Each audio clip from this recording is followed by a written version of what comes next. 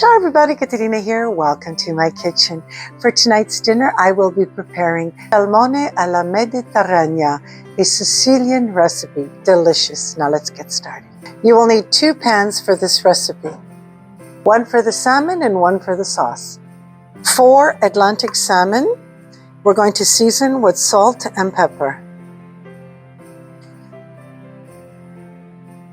Heat 2 tablespoons of olive oil.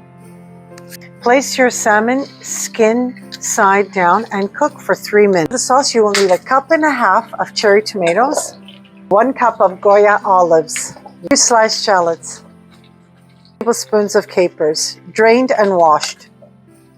And of course, you need Sicilian oregano. I purchased 3 packages when I was there and I'm still using them. Heat up 2 tablespoons of olive oil. Add the whole sauce. A nice stir. Ready to turn our salmon fillets nice and crispy. Look how beautiful. Wow. We're going to cook for an additional 3 minutes on the other side. Time to add 1/2 cup of wine, and I'm going to say it, if you could only smell my kitchen.